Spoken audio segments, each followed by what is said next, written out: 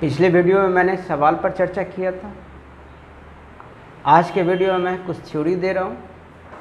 इससे पहले मैंने लिया था गॉस थ्योरम प्रूव किया, reduction of Coulomb's law from Gauss theorem यहाँ तक प्रूव कर दिया था।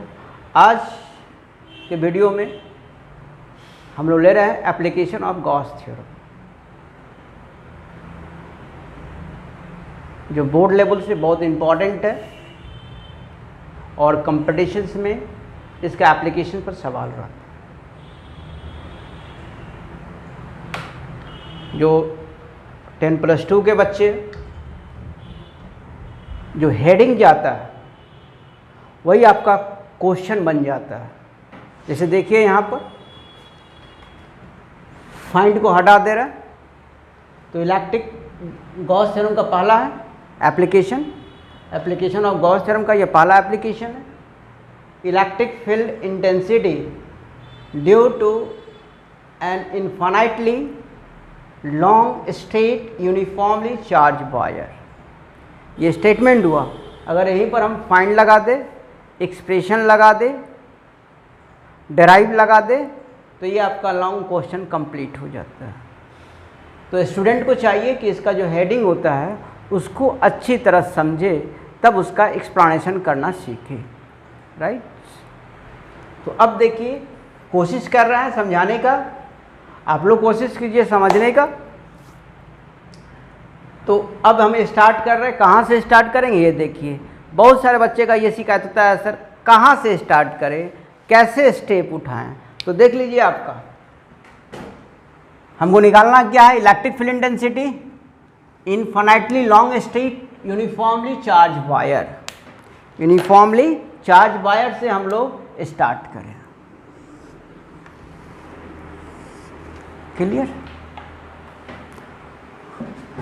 सिंगल चार्ज के कारण इलेक्ट्रिक फील्ड का शेप कैसा होगा, स्फेरिकल, और एक से ज़्यादा चार्ज होता है तो उसका शेप कैसा होगा, सिलिंड्रिकल। याद रहे, हम लोग पहली क्लास में सब बताए थे। तो अब देखिए, यूनिफॉर्मली चार्ज वायर, यही आपका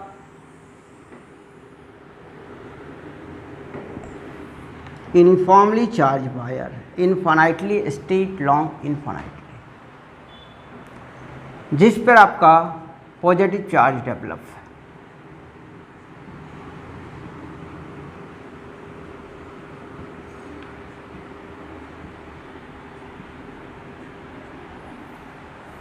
clear.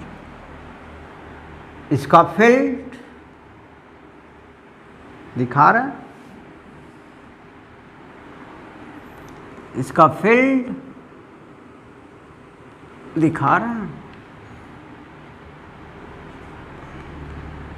Outward from this line charges, माने यहां से परपेंडिकुलर बाहर निकलेगा,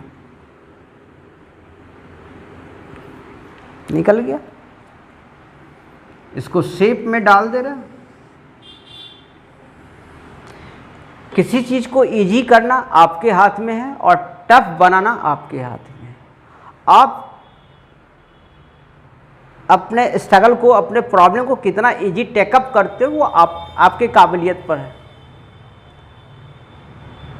हमारी कोशिश होती है कि जो भी टफ चीज़ है उसको हम इजी रूप में ले जाएं, ताकि बच्चा आसानी से समझ सके। यहाँ तक तो शायद क्लियर होगा आप लोग का। मिला दिया।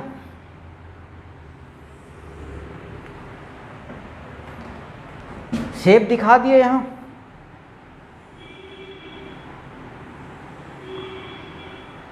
क्लियर।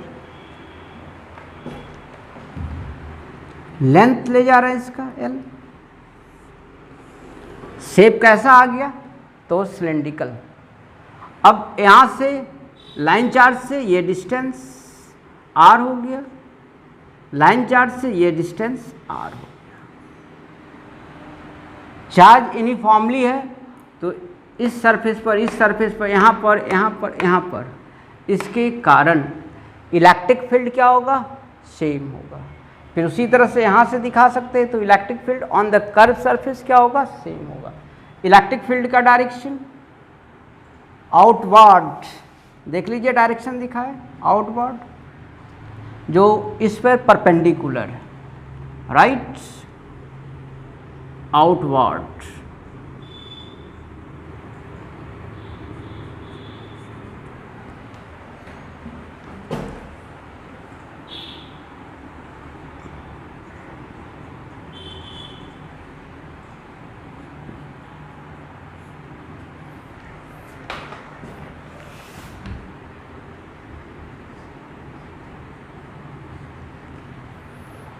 क्लियर यहां तक? अब आ जा रहा है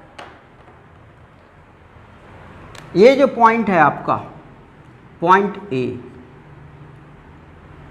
ये पॉइंट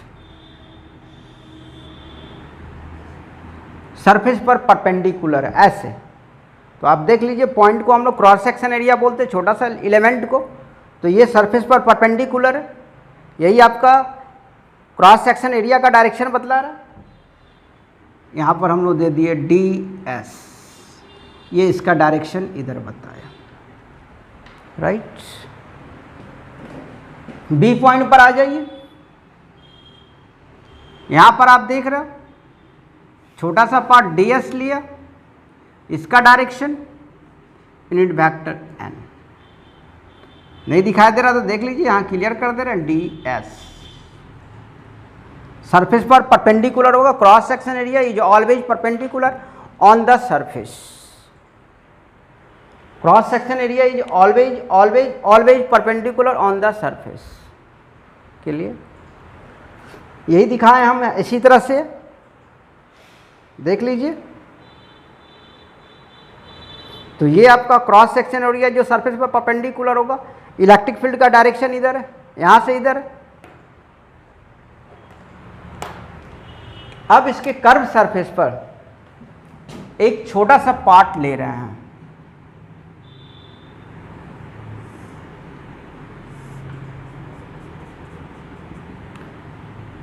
राइट। कर्व सरफेस पर एक छोटा सा पार्ट ले रहे हैं ds, ये सरफेस पर परपेंडिकुलर, ये सरफेस पर परपेंडिकुलर। आप यहां से भी ये डिस्टेंस दिखा सकते हैं और क्लियर? ये इसका स्ट्रक्चर फिनिश हुआ। अब आप देख लीजिए यहीं पर ए पॉइंट पर इलेक्ट्रिक फील्ड का डायरेक्शन इधर, क्रॉस सेक्शन एरिया का डायरेक्शन इधर। तो एंगल यहां पर कितना बन रहा है? Theta equal to 90 degree. Clear? इसको लेफ्ट, उसको राइट, इसको मिडिल बोल देंगे। यहां पर देख लीजिए क्रॉस सेक्शन एरिया का डायरेक्शन इधर, इलेक्ट्रिक फील्ड का डायरेक्शन इधर। तो एंगल मेरा कितना हो गया? Theta equal to 90 degree. Clear है यहां तक? और यहां पर आप देख रहे हैं on the curve surface electric field is और perpendicular on the surface and cross section area is also perpendicular on the surface. इसका मतलब थीटा इक्वल टू कितना हो गया? 0 degree. So every point on this surface strength of the electric field is same because theta is equal to 0 degree, charge will be same and distance also will be same, right? ये अब मेरा complete structure complete हुआ। अब हम अपने figure को देखते हुए एक्सप्लेनेशन करेंगे। हमारी कोशिश है कि जो टफ चीज है, जो बच्चा कहता है टफ है, हम उसको इजी रूप में आप लोग के सामने देने का कोशिश कर रहे हैं। ये हमारी कोशिश है। समुद्र का तो एक छोटा सा दाना है, हम लोग बूंद है। हमेशा हम भी सीखने की टेंडेंसी रखते हैं और सीखते रहना चाहिए। क्लियर है यहां तक? फिगर कंप्लीट आपके स्टेटमेंट के हिसाब से। अब यहां देख रहे हैं कंस्ट्रक्शंस के बारे में बोले। लेट अस फिगर देखते जाइएगा आप लोग। Let us consider a cylindrical right angle having radius r, length l, and having linear charge density lambda। तो लीनियर चार्ज डेंसिटी लैम्डा बराबर क्या होता है, Q by L. Linear charge density बराबर क्या हो, लैम्डा का सिंबल दिए, इसको क्या बोले, linear charge density. Linear charge density Q by L, then Q बराबर क्या होता है, L। इक्वेशन नंबर फर्स्ट यहां से निकाल दिए, कोई दिक्कत नहीं, स्ट्रक्चर भी बोल दिए। उसके बाद और जा रहा है कि every point on the curve surface, curve surface आपका यही और यही है, every point on the curve surface the strength of electric field is same, the magnitude of strength of electric field is same because r and same and theta equal to 0 degree. Clear, आगे बढ़े। अब यहां से आप देख लीजिए, ये Gauss theorem का एप्लीकेशन है। तो इलेक्ट्रिक फ्लक्स 3 भाग में ले रहे हैं आप। फर्स्ट पार्ट अब आ जा रहा है, first step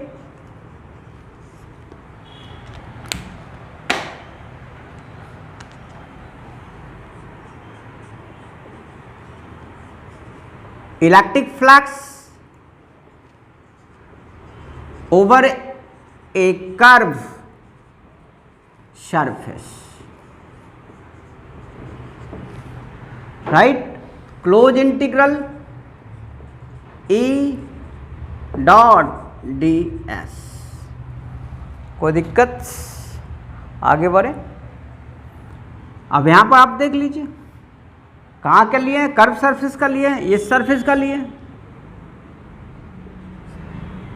close integral E ds cos 0 degree, यहाँ 5 हो गया, राइट। तो E ds ये 1 आ गया, E बाहर आ गया आपका,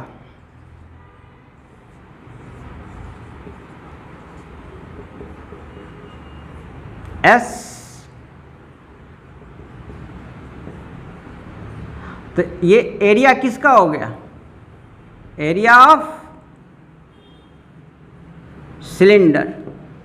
तो फ्लक्स बराबर E1 नाम दे रहे हैं, E और area 2 pi r L.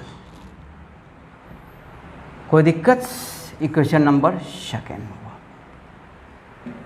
On the curve surface.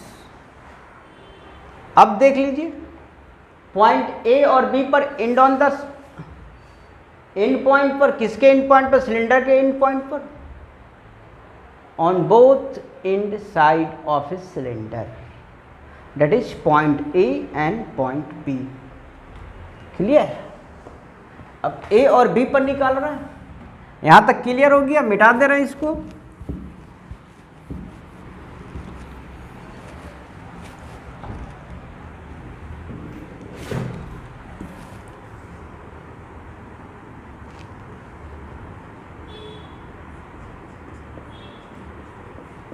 Electric flux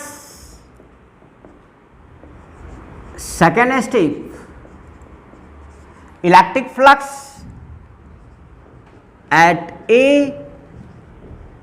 and B, that is electric flux at both end of the cylinder as shown in the figure।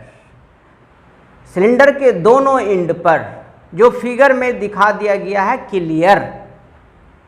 तो देखिएगा थीटा इक्वल टू कितना बना है ये, तो flux E dot ds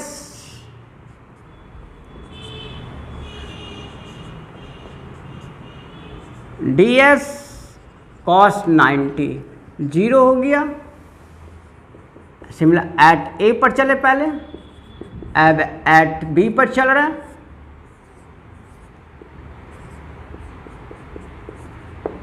देख लीजिए figure से,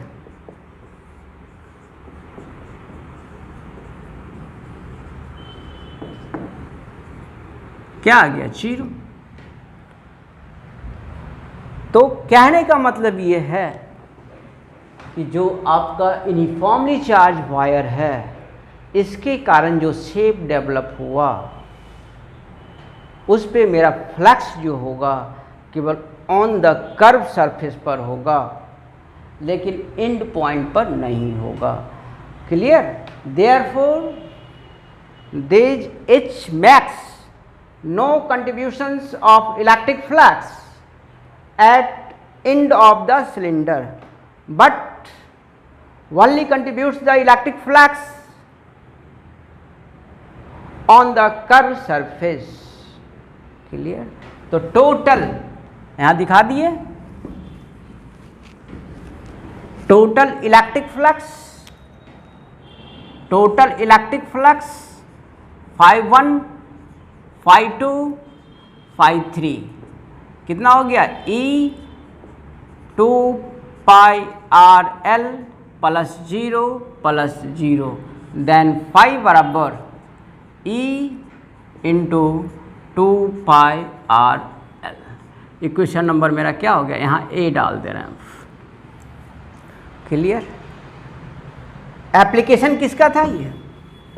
टोटल तो हम लोग फ्लक्स निकाल दिए on this surface due to the shape, end point पर कर्व पर टोटल निकाल दिए। टोटल आपका ए आया E into 2 pi r l. अब हम सहायता ले रहे हैं गॉस थ्योरम का। गॉस थ्योरम क्या कहता है कि total electric flux over a close surface in vacuum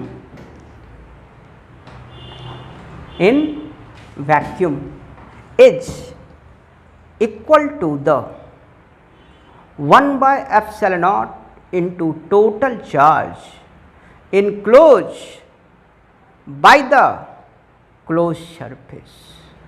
clear? बस इंजॉय के साथ इसको पढ़िए ना, फिजिक्स बहुत हल्का है बाबू। आप देख रहे हो, हम भी इंजॉय आपके साथ कर रहे हैं, ऐसा कुछ नहीं, हम आप ही के साथ मन लगा रहे हैं। क्लियर यहाँ तक? तो with the help of the Gauss theorem या according to Gauss theorem, according to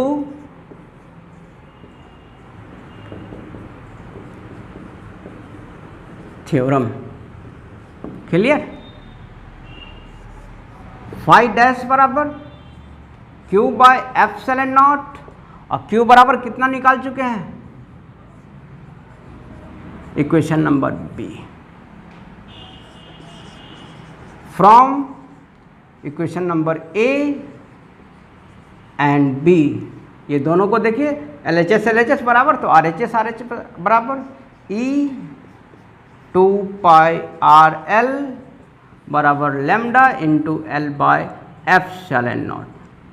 L cancel हो गया, देन E बराबर 1 बाई 2 पाई, देख लीजिए इसके साथ एप्सिलॉन नॉट, लैम्डा ऊपर रख गया एंड आर। तो यही आपका आया फॉर्मूला डेरिवेशन। किस केस में?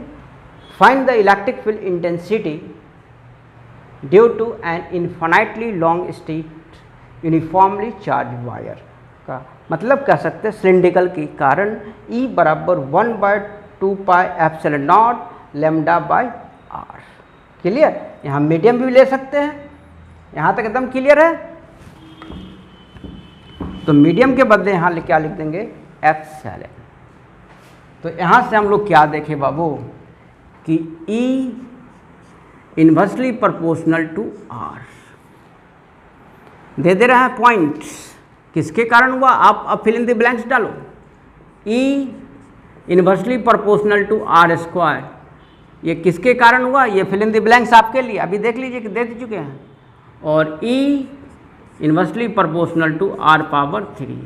ये किसके लिए हुआ, फिल इन द ब्लैंक्स अपने कमेंट में आप देख सकते हैं आप, राइट। अब आप देख लीजिए यहाँ से कि इफ लैम्डा ग्रेटर देन 0, अगर लैम्डा 0 से बड़ा होगा, और लैम्डा बराबर क्या होता है, Q/L, अगर लैम्डा 0 से बड़ा होगा तो पॉजिटिव होगा, इसका मतलब चार्ज मेरा क्या होगा, nature of charge, nature of charge क्या होगा, ये भी आपका पॉजिटिव होगा। जब चार्ज आपका पॉजिटिव होगा तो इलेक्ट्रिक फील्ड का डायरेक्शन क्या होगा, इलेक्ट्रिक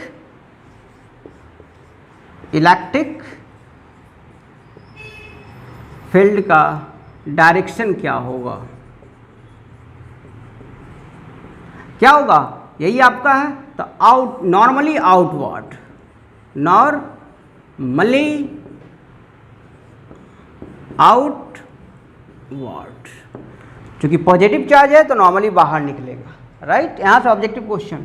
फिर इफ लैम्डा लेस देन 0, अगर लैम्डा 0 से कम है तो इसका मतलब निगेटिव आया, तो चार्ज मेरा निगेटिव होगा, ठीक। इसका रिवर्स, तो चार्ज का नेचर क्या होगा, निगेटिव, और इलेक्ट्रिक फील्ड का डायरेक्शन क्या होगा, तो इनवर्ड, नॉर्मली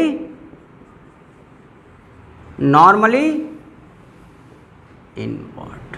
तो इस तरह से हम लोग एक गॉस थ्योरम का एप्लीकेशन ख़त्म किए, कंप्लीट लॉन्ग क्वेश्चन ख़त्म किए। अब ये आप तो देख लिए कितना छोटा छोटा स्टेप में आपको बताएं। पहले फिगर पर हमको कमांड करना चाहिए, उसके स्ट्रक्चर पर कमांड करना चाहिए, उसके बाद अपने आप बढ़ सकते हो।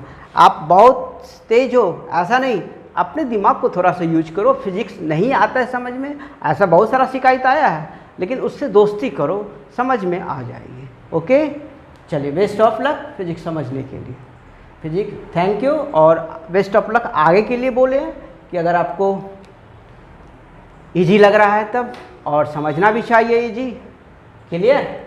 चलिए, अगर ये वीडियो आपको पसंद आया तो लाइक कीजिए, सब्सक्राइब कीजिए, फिर वही चीज़ है अपने दोस्तों के बीच में कीजिए, और शेयर भी कीजिए, कमेंट में भी आइए, तो हमको भी मज़ा है, आपको भी मज़ा है, तभी उसको बोलते हैं साइंस। ओके।